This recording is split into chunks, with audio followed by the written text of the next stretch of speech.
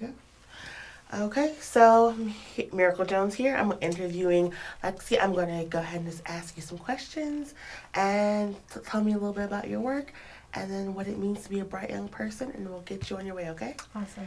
Can you give me your first and last name? Alexis Byram. And how old are you? I'm 18. Okay, and now you're here. We're at Bright Young People. Can you tell me a little bit about the work you've done and how does it feel to have that work honored tonight as a bright young person? So I've done a few different things. I'm co-founder and youth outreach coordinator for Lebo Pride in my community, which is Mount Lebanon. We haven't had a pride organization. Some of our neighboring districts do. So me and another trans woman in the community, we got together and co-founded the organization. So last year was our first event. We did a little get together in the park kind of thing, had lots of activities for kids and everybody, and it was a really amazing experience for everybody involved. And then this year I just started a youth advocacy group, which is focusing on passing an LGBTQ plus protections. Sorry, I'm blanking right now. LGBTQ plus policy within the school district to protect queer students. And can you roll it back and just say this year we started? Mm-hmm. So this year I started a youth outreach group, and we are working on creating a LGBTQ plus policy for the school district to adopt to protect queer students. We just presented at the school board, I believe 2 months ago, a month or 2 months ago, and they seem to be pretty receptive to it. So we're continuing to work with them and trying to find a good middle ground there. And so you're still in high school, so Yeah. what does it mean to be honored as a bright young person while you're still in high school?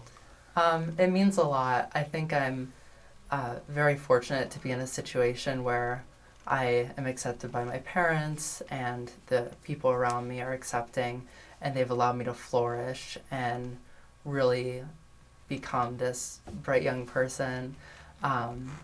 And that it really means a lot to me. I really just want to be here to help all the future generations that come through Mount Lebanon, and we've had other neighboring school districts as well reach out to us, and they're trying to partner with us so that we can help them as well. So really trying to expand this work and everything. It's really amazing.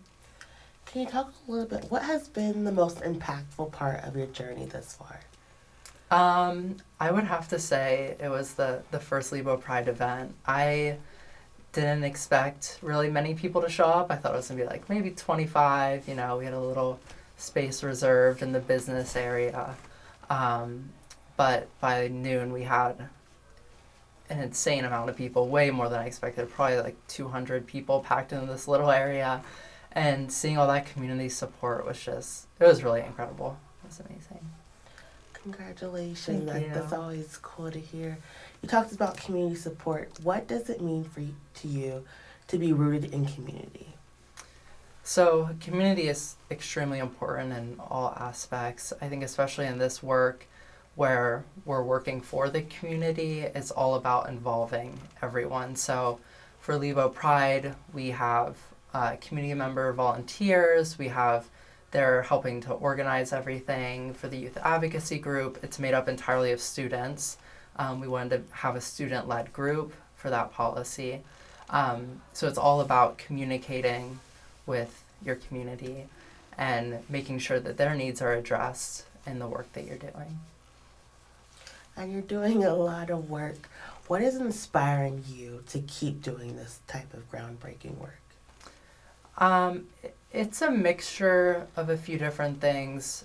I think right now, seeing all of the anti-trans, anti-LGBTQ plus bills passing across the country, a lot of the violence and hate speech is really inspiring me to make a safe space for other queer people, especially queer youth, where we're so often attacked and villainized or belittled.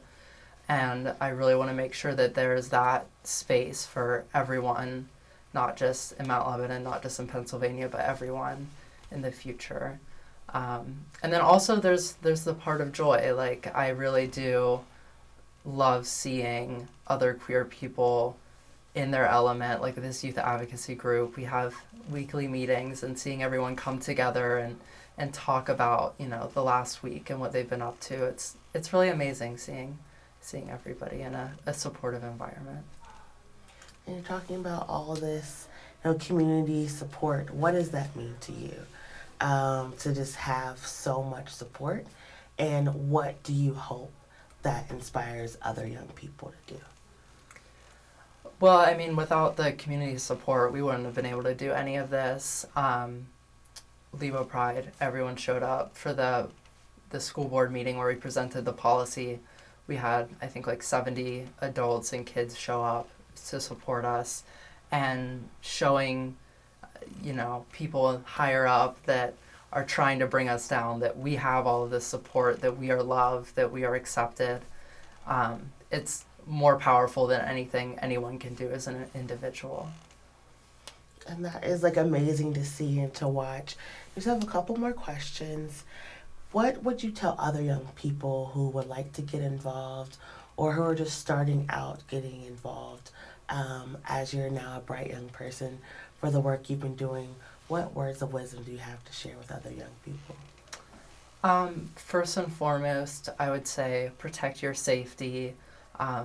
As much as I want everyone to get out there and do as much work as they can, for a lot of people they're in a situation where that's not possible, or it's very difficult. So make sure you're safe first. That's the number one priority.